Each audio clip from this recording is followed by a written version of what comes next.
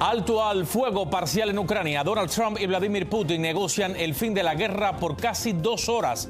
¿A qué acuerdos llegaron? Preocupa que Rusia quiera quedarse con los territorios ocupados.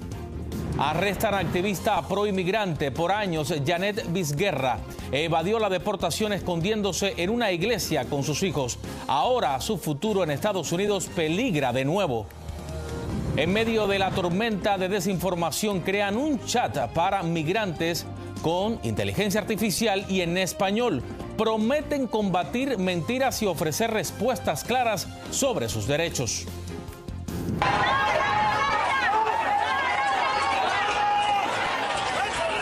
Como una auténtica pelea de toros, manifestantes se enfrentan a policías de la Ciudad de México.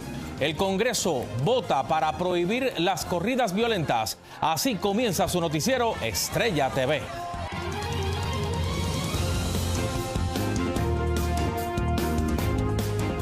Hola, ¿qué tal? Muy buenas tardes. Bienvenidos a su noticiero Estrella TV. Les saluda Abel Álvarez. Gracias por acompañarme.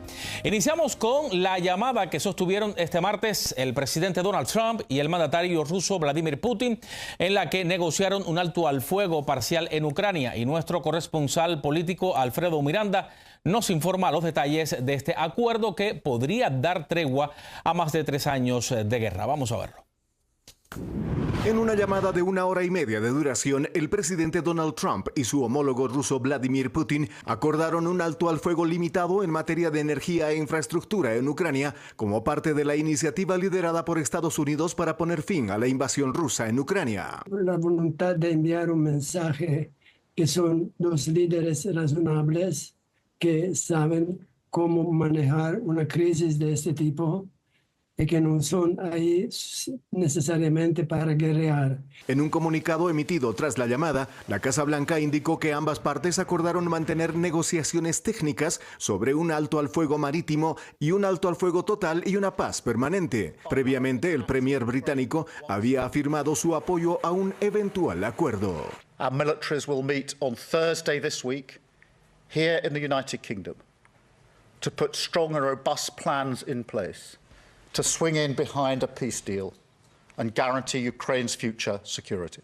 No se ha mencionado nada sobre concesiones que se hicieron para que Rusia aceptara el acuerdo.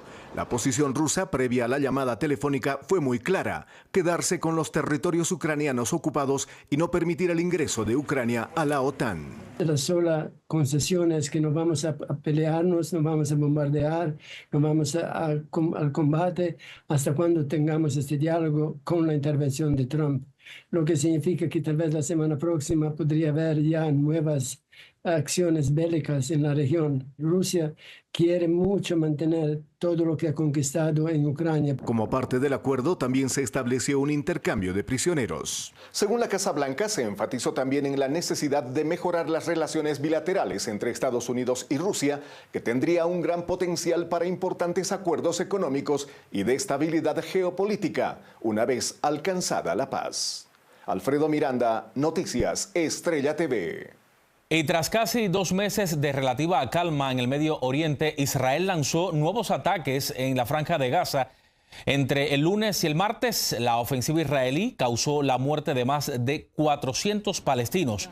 En un comunicado, amenazaron que su fuerza militar va a ser cada vez mayor porque Hamás no libera a los 59 rehenes que siguen cautivos. Sin embargo, el grupo terrorista culpa a Israel de no cumplir con su parte del acuerdo. En otras noticias, el Servicio de Control de Inmigración y Aduanas ICE arrestó en Aurora, Colorado, a la activista inmigrante Janet Vizguerra, quien llegó a Estados Unidos en 1997 huyendo de la violencia en México. Su historia es reconocida en la comunidad migrante porque durante el primer mandato del presidente Donald Trump, Vizguerra también estuvo en la mira de ICE. Sin embargo, se refugió con sus hijos en varias iglesias para evitar la deportación.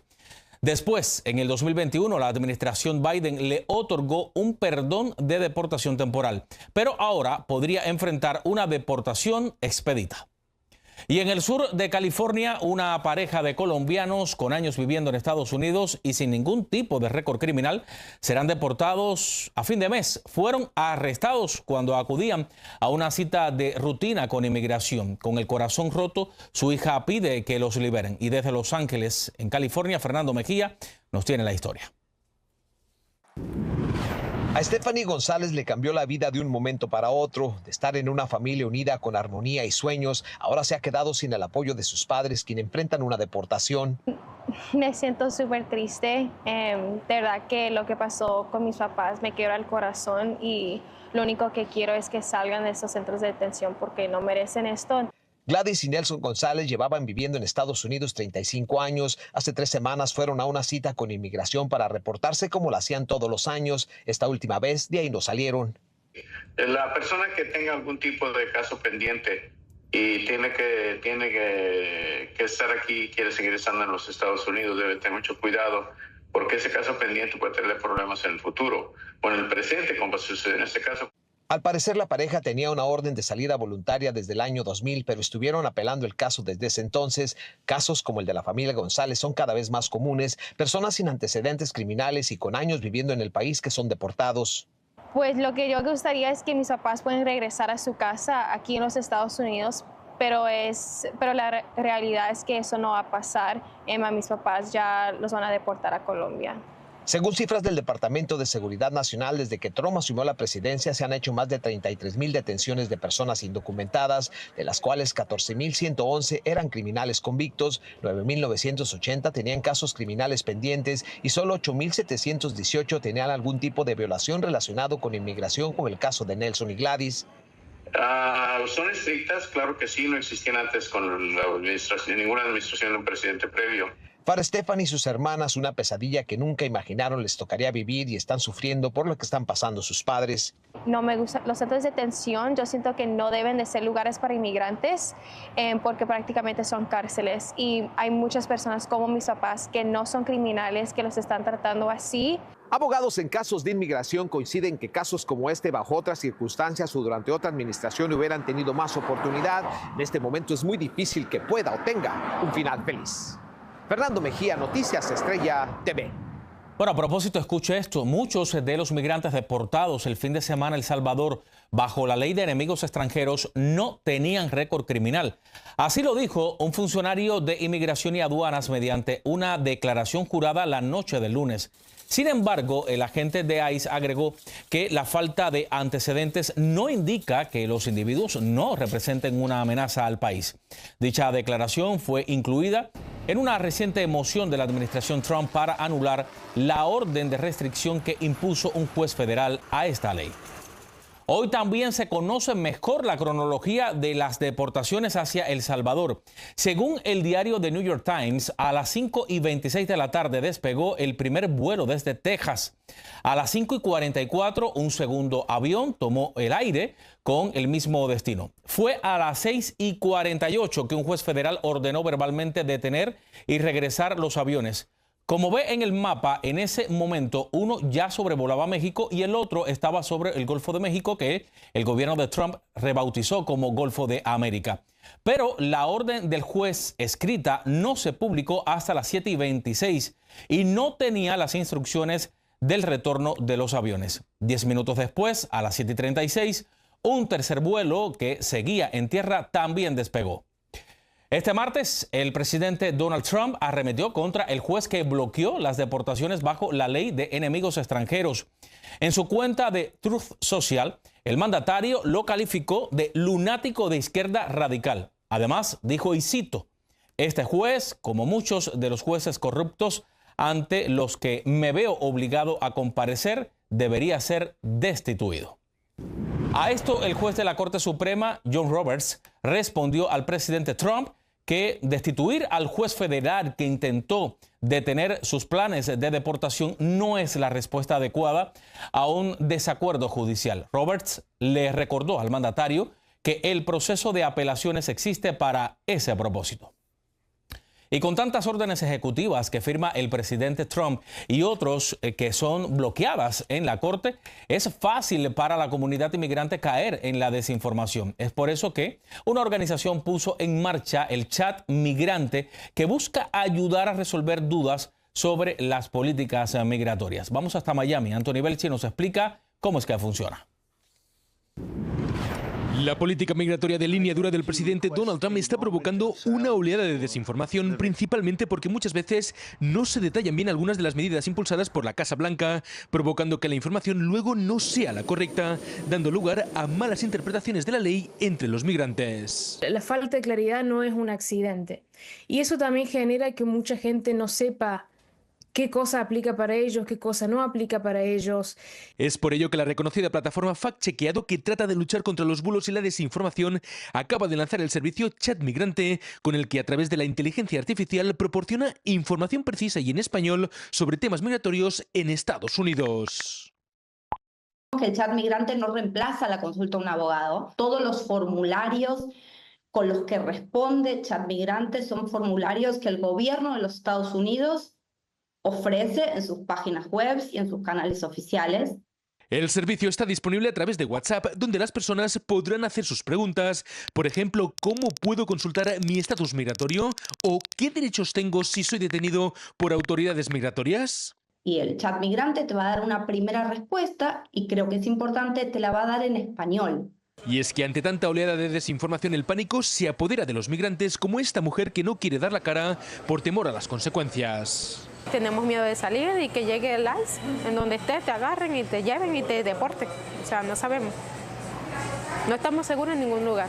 Algunas organizaciones también han denunciado desde la campaña electoral de 2024 que las comunidades migrantes fueron el centro de las narrativas de desinformación, acusándoles de ser las responsables de todos los males de Estados Unidos, algo que no es cierto. Desde Miami, Florida, Anthony Belchi, Noticias de Estrella TV.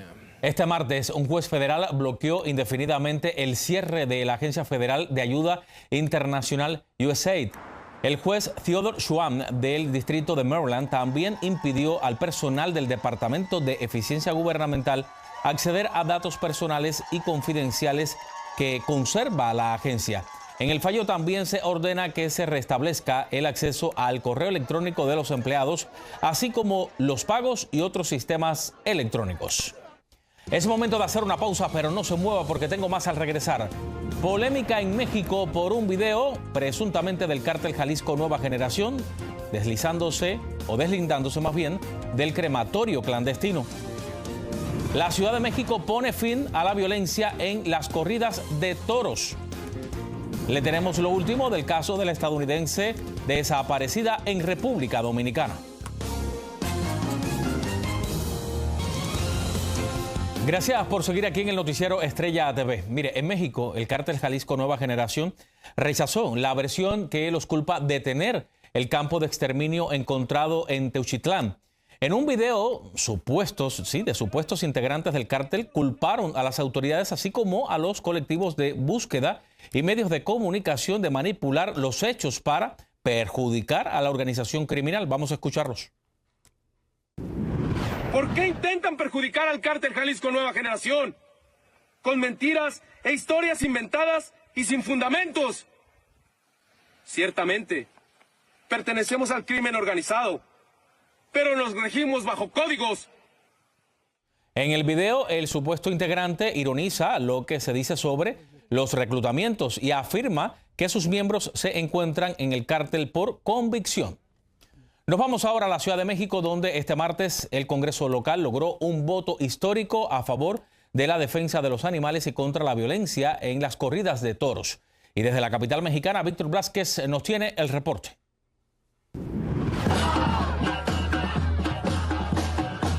Se terminaron las corridas de toros con violencia en Ciudad de México. Así fue aprobado por el Congreso local en un dictamen que fue votado este martes 18 de marzo. En consecuencia, se aprueba el dictamen en lo general y los artículos no reservados en lo particular. Momentos antes, personas a favor de la fiesta brava se enfrentaron contra la policía antimutines que resguardaba la sede legislativa. Entre empujones y tratando de brincar la cerca de seguridad, pretendían entrar al pleno. Si no te gustan los toros, no vayas. Con 61 votos a favor, 1 en contra y 0 abstenciones, fue como concluyó la resolución que a unos no gustó. Es una tradición milenaria, bueno, de 500 años, ¿no? Entonces no es justo que nos quiten nuestra forma de vivir. Yo soy desde niño aficionado a los toros y siempre decía yo, un domingo sin toros y sin misa no es domingo. Por otro lado, activistas en defensa de los toros también llegaron a las inmediaciones para festejar lo que ellos dicen es un logro que poco a poco se replicará en el país. Se va a luchar hasta el último día, hasta que en este país la tauromaquia solamente sea un vergonzoso recuerdo. Cuando las futuras generaciones recuerden y digan, en realidad se picaban animales porque a la gente le parecía divertido, en realidad se mutilaban animales porque gente aplaudía con su dolor. Queremos evitar eso. Las corridas de toros sin sangre ya son una realidad en la Ciudad de México y de ocurrir una el próximo fin de semana tendrá que ser libre de violencia. En Ciudad de México, Víctor Blasquez, Noticias, Estrella TV. Y el lunes por la noche, un avión de la empresa Lanza en Honduras con 15 personas a bordo, más la tripulación, cayó al mar. Hasta el momento se confirman 12 muertos y 5 sobrevivientes. ¿Cómo? Aquí caen dos todavía. Vamos.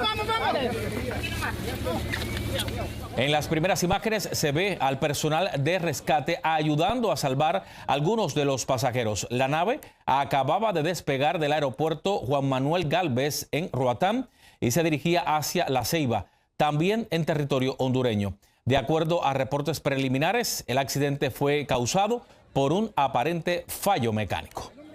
Este martes comparecieron en una audiencia de República Dominicana los testigos en el caso de la estudiante estadounidense desaparecida en Punta Cana. Hoy el tribunal decide si un joven de Iowa, que fue la última persona que vio con vida a Sudiksha Konanki, puede abandonar el país y regresar a Estados Unidos. Los padres de la estudiante piden a las autoridades dominicanas que la declaren muerta para poder tener un cierre y honrar su memoria. Por medio de una carta, los familiares dijeron que confiaban en las investigaciones que apuntan a que Konanki se ahogó y no se encontraron pruebas de delitos. Es momento de hacer una pausa, pero no se muevan porque al regresar le damos un paseo por un campo de floricultura en Colombia. Los trabajadores nos cuentan los secretos para producir las flores más bellas del mundo.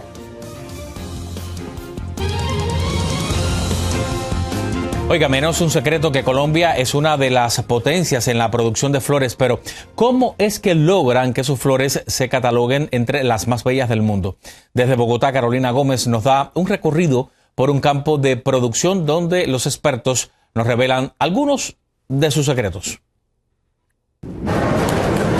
Cada año Colombia deslumbra al mundo con sus nuevas variedades de flores, colores vibrantes, formas perfectas y calidades extraordinarias. Pero ¿cómo logran que la naturaleza regale esas combinaciones perfectas? Nos dimos a la tarea de averiguarlo. Llegar a uno de los cultivos de investigación y desarrollo más grande de Colombia, cuna de verdaderas joyas del sector floricultor, es como adentrarse literalmente en un campo de cuento de hadas. Les hablamos con cariño, con amor, para que ellas se vean florecer bonitas.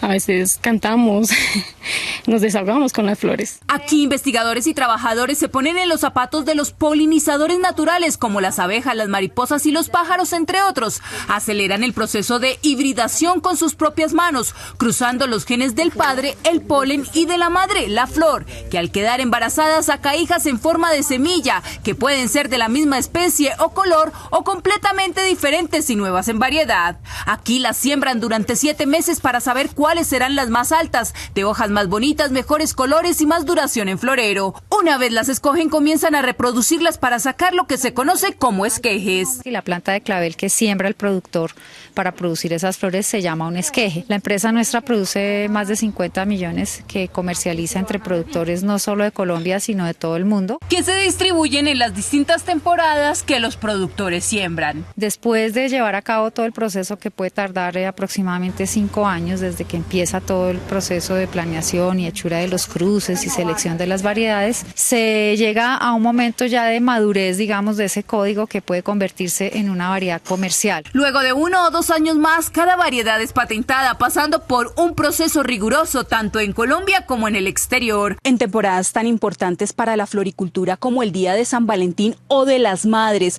pueden salir 7 meses antes de un lugar como este 30 millones de esquejes. En Bogotá, Colombia, Carolina Gómez para Noticias Estrella TV. Óigame, y después de 9 meses de larga espera, los astronautas Sunita Williams y Buzz Wilmore han amerizado aquí en la Tierra. Ya están aquí. Se escuchan los aplausos de la NASA, de todo el equipo, después que la cápsula Dragon de SpaceX tocara tierra, tocara las aguas de la Florida, cerca de Tallahassee. Por fin se logró que esta cápsula llegara, que los astronautas Sunita y Buzz llegaran de regreso a reencontrarse con su familia. Fueron por una semana a la Estación Espacial Internacional y la misión demoró 9 meses y aquí están de regreso. Ahí los estamos viendo para que usted tenga la idea de cómo regresan a la Tierra. Ahí están. Con esto nos vamos despidiendo. Soy Abel Álvarez. Gracias por acompañarnos.